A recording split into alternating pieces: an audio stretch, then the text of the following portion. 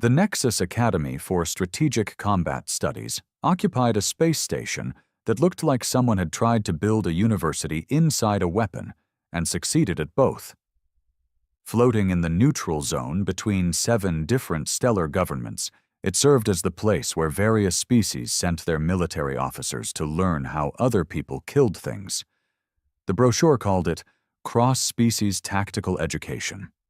The students called it Learning to Die in 17 Different Languages. Commander Vexhai adjusted their compound eyes to focus on the holographic display showing mortality statistics from the morning's simulation. As a member of the Kithari Collective, a species that had evolved from pack hunters with an intricate understanding of when to retreat, they found the numbers deeply satisfying, predictable, logical, except for one glaring anomaly. Cadet Torvin, Vexhai clicked in their native tongue before switching to Standard Galactic. Your surrender protocol engaged at the statistically expected moment when facing 4.7 to 1 odds. Excellent preservation instinct. The young Zephyrian's crystalline form chimed approvingly. Their species had turned surrender into an art form, complex mathematical equations that calculated the precise moment when continued resistance became wasteful rather than brave. Cadet Nixara, Vexhai continued, their mandibles clicking against their translation device. Your energy dispersal sequence activated when your probability of survival dropped below 8%, within normal parameters for flux entities. The gaseous being that was Nixara rippled acknowledgement. The flux understood mortality as a simple energy conservation problem. When the math stopped working, you stopped existing. It was elegant in its simplicity.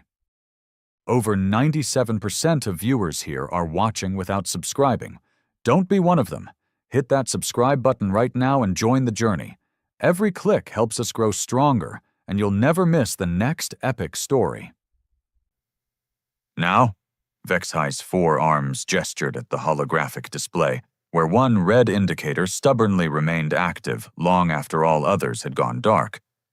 Lieutenant Chen, please explain why your biometric readings indicate you were still attempting to engage targets when your calculated survival probability reached 0.003%.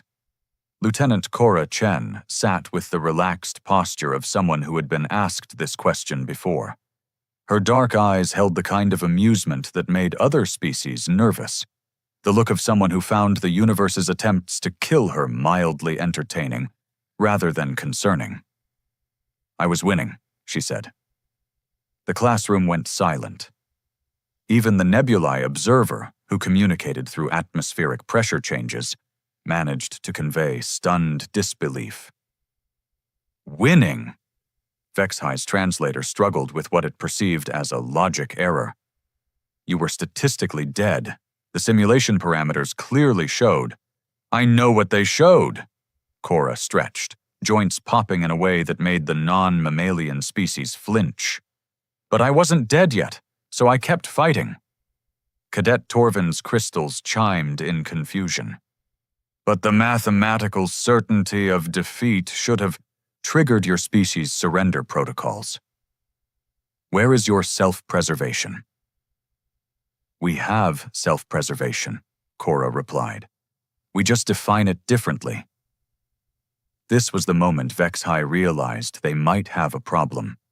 In 3 decades of teaching interspecies combat theory, they had never encountered a species that simply ignored mathematical reality.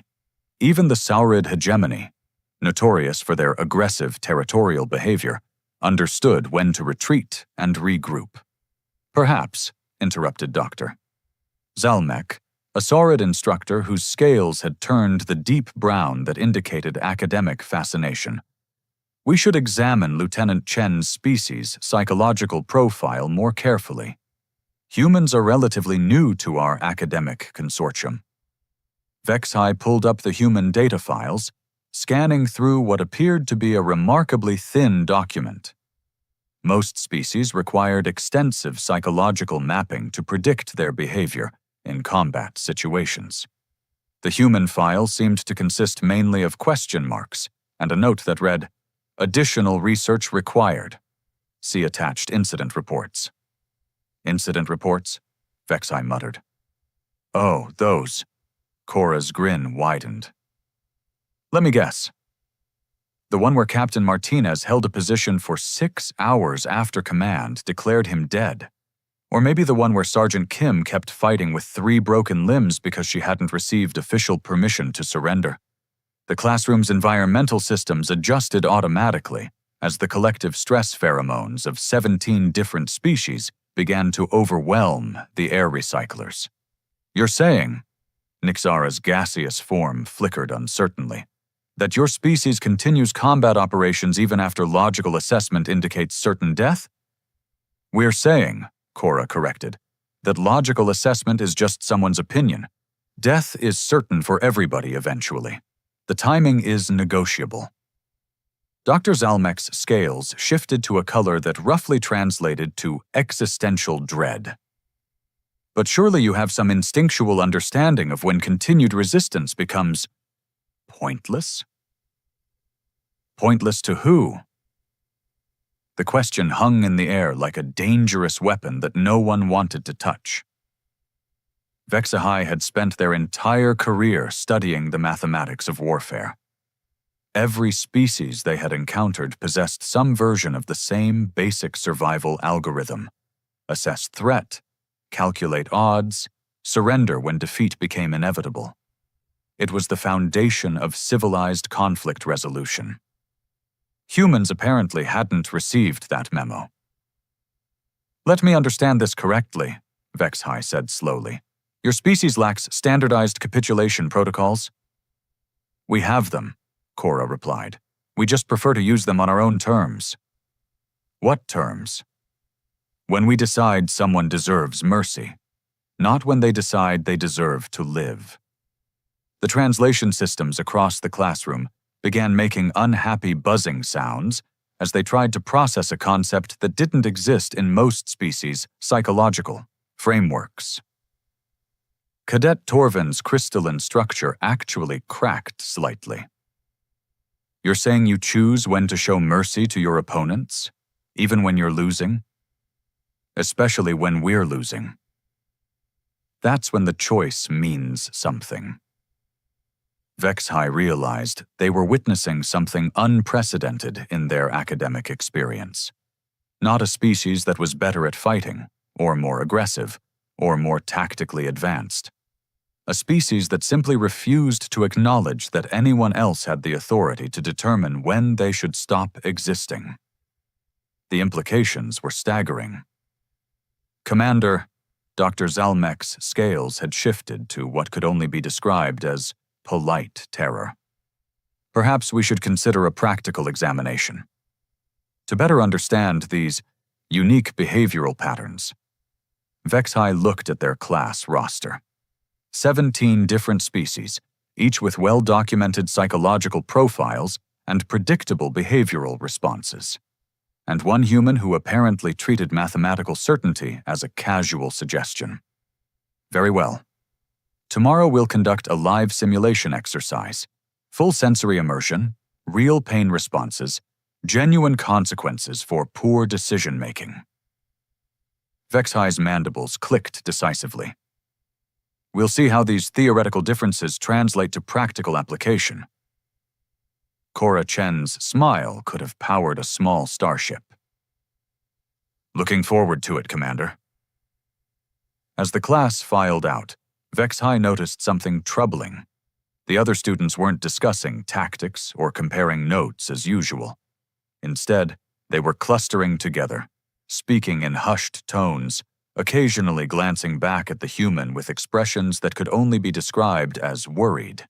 For the first time in their teaching career, Vexhai wondered if their carefully controlled academic environment might not be quite as safe as they had assumed. After all, they were about to put 17 different species in a room with someone who apparently didn't believe in losing gracefully. This was either going to be very educational or very messy. Possibly both. The combat simulation chamber resembled the inside of a particularly vindictive deity's snow globe. if that deity specialized in creating perfectly realistic ways to experience pain without permanent damage. Neural feedback arrays lined the walls like metallic flowers, each one calibrated to deliver authentic sensory experiences to wildly different nervous systems.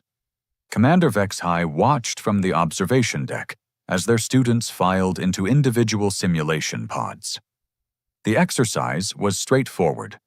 Survive increasingly impossible scenarios until your species' natural capitulation responses kicked in. It was designed to map psychological breaking points, not to actually break anyone. Well, mostly not to break anyone. Simulation parameters loaded, announced the facility's AI in a voice that managed to sound bored despite being artificial. Progressive difficulty scaling initiated. Medical override protocols active. The first wave began simply enough. Each student faced a manageable combat scenario. 3 opponents, reasonable cover, adequate ammunition.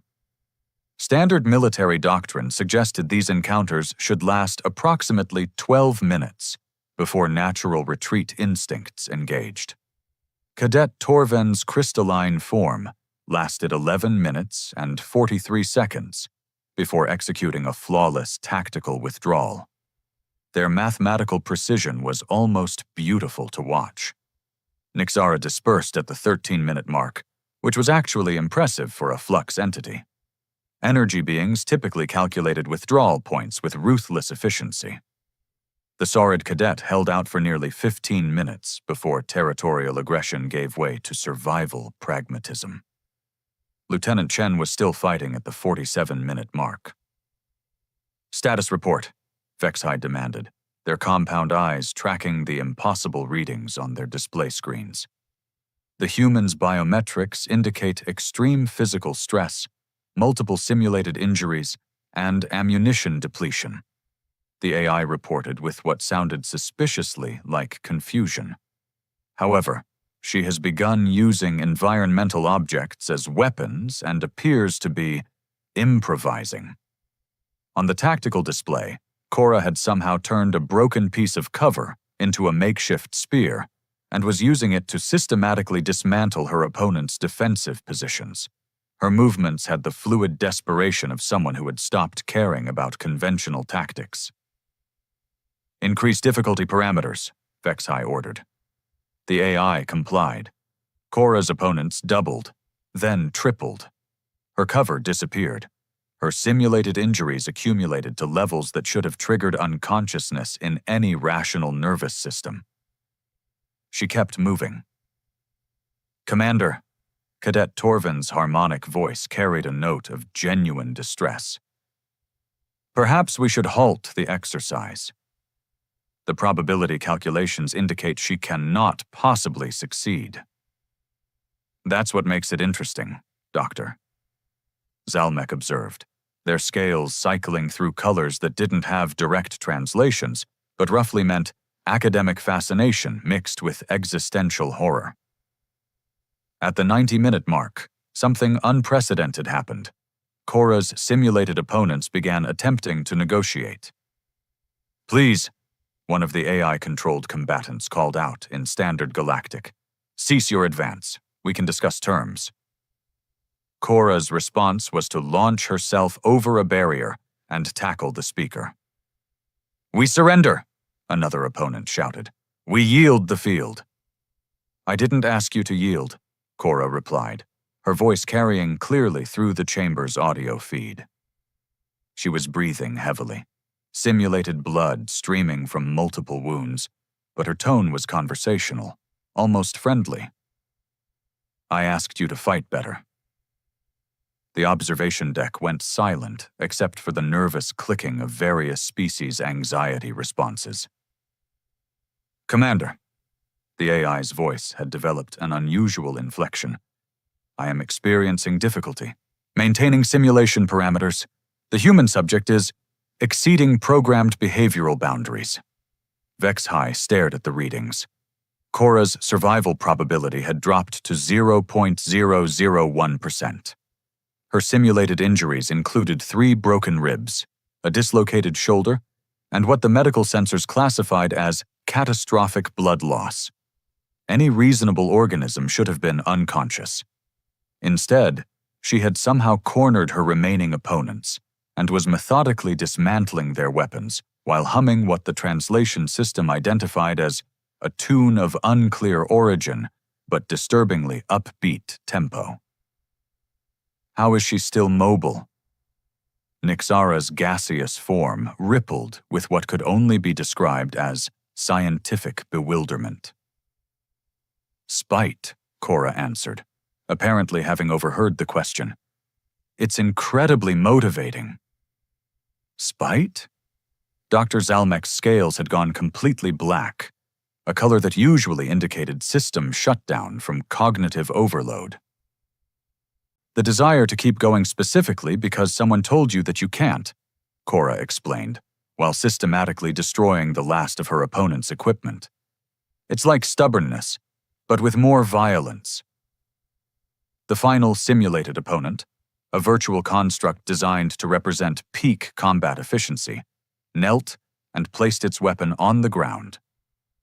I beg you, it said, please accept our surrender. Cora paused, considering this. Blood was still streaming from multiple wounds. Her left arm hung useless. Her breathing sounded like a damaged atmospheric processor. Okay, she said finally.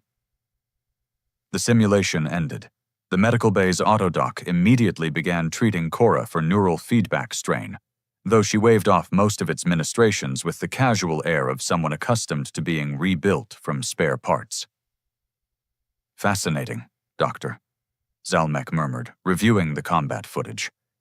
She didn't show mercy because she was defeated. She showed mercy because she chose to. But why fight to that point? Cadet Torvin asked, their crystalline structure still showing stress fractures from witnessing the display. The mathematical probability of success was effectively 0. Cora looked up from the medical scanner that was documenting her various simulated injuries. Because 0% isn't the same as 0. There's always a chance, right up until there isn't. And once you accept someone else's math about when you should quit. She shrugged. Well, then you're not really making your own choices anymore, are you? Commander Vexhai realized they were going to need a much larger research budget, and possibly hazard pay. 3 hours after the simulation ended, Vexhai found themselves alone in their private research chamber, staring at a cup of fermented nutritional fluid that had gone cold while they dove into humanity's military archives. What they discovered made them wish they had chosen a different career. Perhaps something safe, like explosives disposal or theoretical physics. The human historical database was a catalog of impossibilities presented as established fact. 300 Spartans at Thermopylae, they muttered, cross-referencing the tactical analysis. Facing overwhelming Persian forces, standard doctrine suggests immediate strategic withdrawal to defensible positions. The historical record indicated the Spartans had done the exact opposite. They had chosen a position where retreat was impossible and fought until the mathematical concept of defeat became irrelevant through sheer bloody-mindedness. Computer, analyze casualty ratios for human defensive actions. Historical period 500 BCE to 2157 CE. Analysis complete. Warning. Data contains multiple statistical anomalies that may indicate corrupted files. Display them anyway. The holographic projector filled the chamber with names, dates, and numbers that shouldn't have been possible. Stalingrad. An entire city that refused to fall despite being mathematically conquered. Iwo Jima, fortified positions that continued broadcasting defiance even after their defense grids had been neutralized. The Warsaw Ghetto, civilians with improvised weapons holding off professional military forces because surrender wasn't conceptually available to them. Computer, cross-reference these incidents with standard species psychological profiles for comparison. Unable to comply. No comparable incidents exist in other species' historical records. Vexhi's mandibles clicked nervously. They activated their communication array and contacted Dr. Zalmek. Doctor, I require consultation regarding our human student. Zalmek's scaled face appeared on the screen, colors shifting through shades that indicated deep academic concern. I was hoping you would call. I have been reviewing comparative xenopsychology texts. The patterns are unprecedented. What patterns?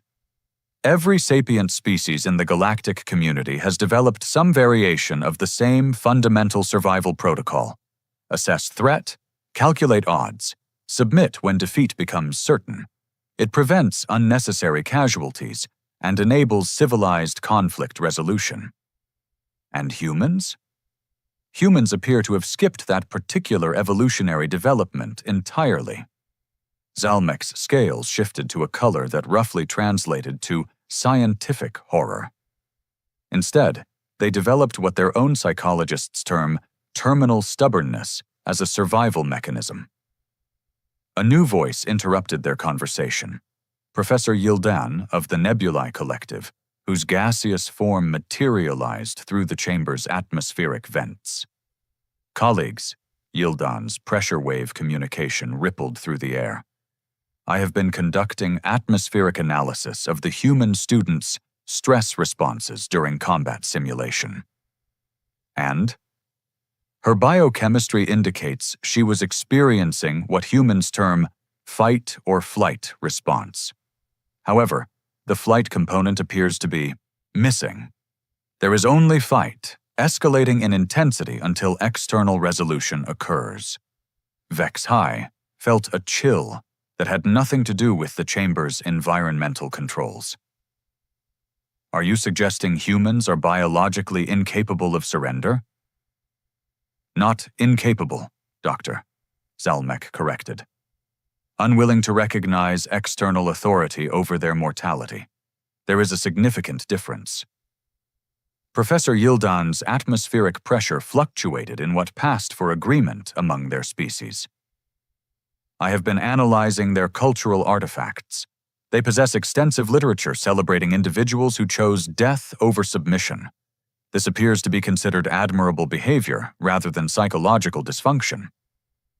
Meanwhile, in the medical bay, Cora was having a much more relaxed conversation with the attending physician, a flux entity named Veltar, whose energy patterns indicated professional curiosity rather than medical concern. The fascinating aspect, Veltar pulsed, is that your neural activity shows clear recognition of tactical impossibility, yet your motor functions continued operating as if victory remained achievable. Cora flexed her recently healed shoulder. That's because victory isn't the point. The point is not letting someone else decide when you're done. But surely you understand the logical futility of— Logic is a tool, not a religion, Cora interrupted. Sometimes the logical thing to do is ignore logic entirely. Veltar's energy pattern shifted to confusion. That statement appears to be paradoxical. Welcome to humanity. We specialize in paradoxes that somehow work anyway. Back in the research chamber, the three instructors were reaching conclusions that none of them particularly enjoyed. The implication, Vexhi said slowly, is that humans don't beg for mercy because they don't recognize anyone else's authority to grant or deny it. Precisely, Doctor, Zalmek confirmed. They appear to believe that the decision to live or die belongs exclusively to the individual making it, regardless of external circumstances. Professor Yildan's atmospheric pressure dropped. This explains why their opponents in the simulation began pleading. The humans' refusal to acknowledge defeat creates a psychological reversal where continued aggression becomes irrational for the opposing force. Computer, Vexhi called out, analyze probability of successful military integration between human forces and standard galactic military doctrine. Analysis complete. Probability of successful integration, highly dependent on role assignment. Humans appear unsuitable for standard combat roles requiring tactical flexibility and situational surrender protocols. What roles would be suitable? Roles where surrender is not operationally relevant. Deep reconnaissance, last stand defensive operations, scenarios where mathematical odds are irrelevant to mission success. The three instructors exchanged looks that conveyed species-specific versions of the same sentiment. They had discovered something that was going to change how warfare worked, and they weren't entirely comfortable with that fact. "There's something else, Doctor," Zalmec added quietly. "I've been reviewing the Academy's student psychological evaluation protocols. We're supposed to assess whether candidates can be trusted with advanced military responsibilities. And the question isn't whether humans can be trusted. The question is whether we can afford not to have them on our side." Vexhi's compound eyes focused on the ongoing analysis of human military history, still scrolling past impossible victories snatched from certain defeat through sheer refusal to acknowledge reality. "Schedule a formal psychological evaluation," they decided. "Full council. We need to determine exactly what we're dealing with. And if the results are concerning?" Vexhi considered the question, while watching footage of human soldiers who had continued fighting with injuries that should have been fatal, in situations that should have been hopeless, against odds that should have been insurmountable. Then we'll need to decide whether that's a problem or an opportunity. The distinction, they realized, might be the difference between having humans as allies or having them as something else entirely. The Academy's grand evaluation chamber had been designed to intimidate. Carved from a single asteroid and fitted with holographic projectors that could simulate any environment, it served as the final testing ground for candidates whose psychological profiles raised questions. The curved walls displayed the emblems of 43 different galactic civilizations, each representing a species that had contributed to the collective understanding of acceptable military behavior. Lieutenant Cora Chen sat in the center of the chamber, looking remarkably unbothered by the 7 different alien psychologists arranged in a semicircle around her. If anything, she appeared to be enjoying herself. Commander Vexhi activated the recording systems and began the formal evaluation. "Lieutenant Chen, this review has been convened to assess your psychological fitness for continued participation in interspecies military operations." "Understood," Cora replied. "Should I be concerned?" Dr. Zalmec consulted their notes, scales cycling through professional neutral colors. "We've reviewed your species' historical records extensively. The patterns of behavior we've identified raise significant questions about human integration with standard galactic military protocols." "What kind of questions?" Professor Yildan's atmospheric pressure shifted to indicate academic precision. "Primarily, whether humans can be relied upon to make rational tactical decisions when faced with mathematically certain defeat." Cora leaned back in her chair, studying the assembled council with the kind of careful attention that made prey species nervous. "And what have you concluded?" "That your species appears to lack the fundamental psychological safeguards that prevent unnecessary casualties in military operations," answered Dr. Kethmore, a silicon-based entity whose crystalline structure resonated with logical harmonics. "You continue fighting long past the point where surrender would preserve lives and resources." "Interesting perspective," Cora mused. "Can I ask you something?" Vexhi gestured affirmatively. "This is meant to be a dialogue. When you surrender, all of you, your various species, who makes that decision?" The question seemed simple enough that several council members began responding simultaneously before stopping to consider the implications. "The commanding officer assesses tactical situation and," Dr. Zalmec began. "Military doctrine dictates that when probability of success drops below." Dr. Kethamore's harmonic resonance faltered.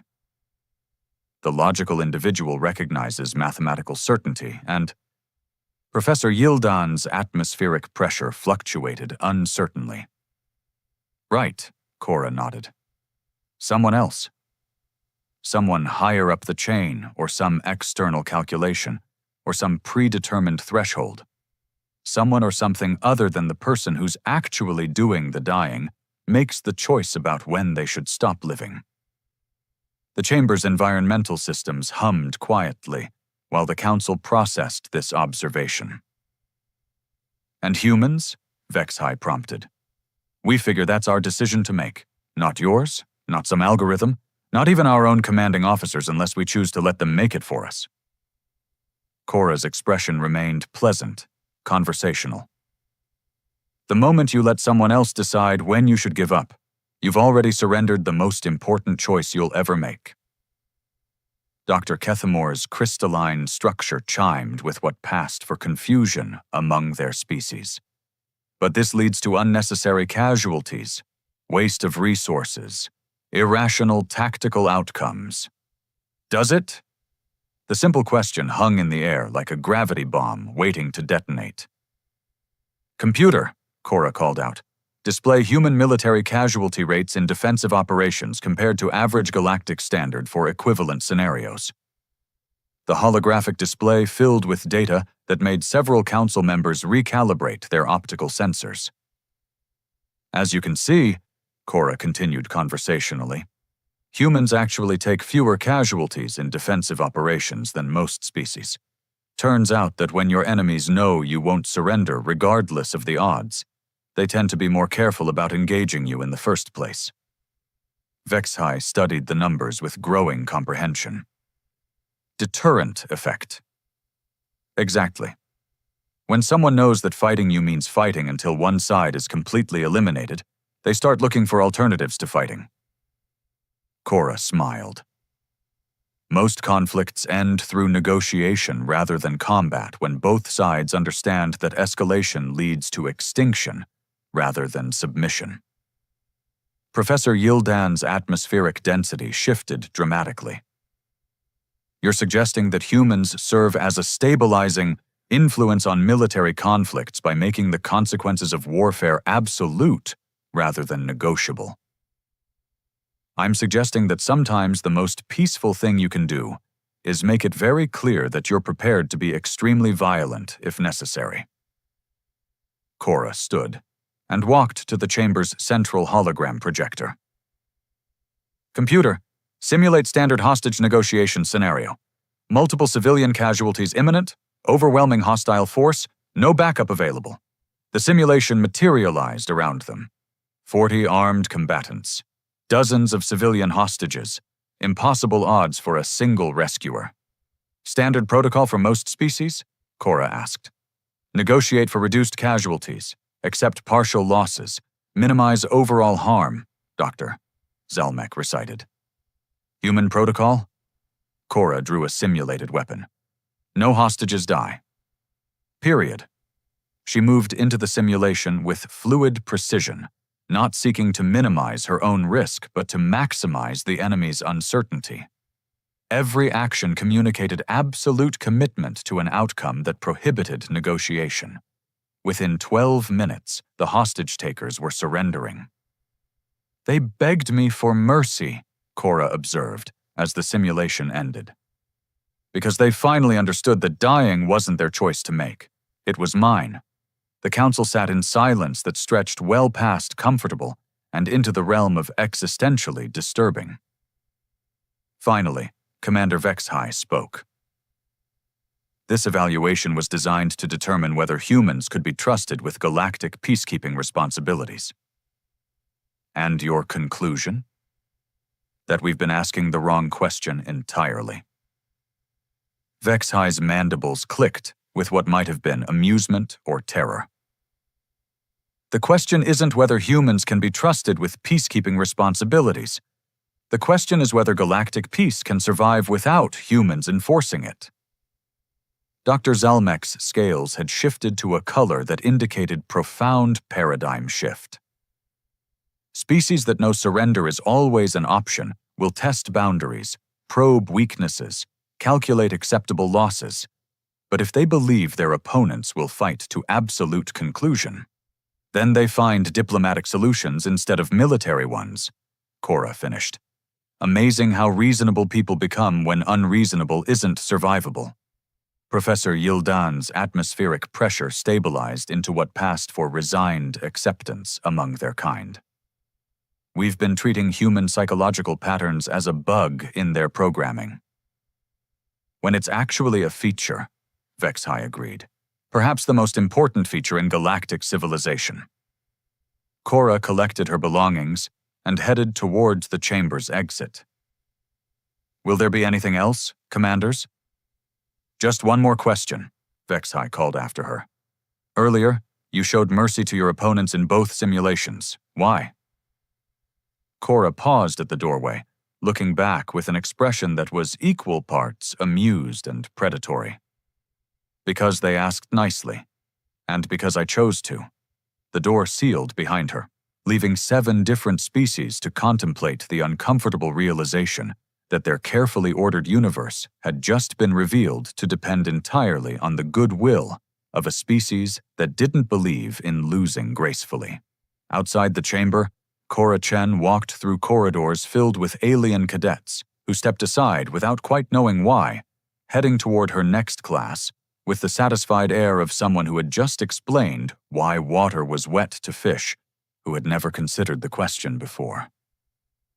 Some lessons, she reflected, were more entertaining to teach than others.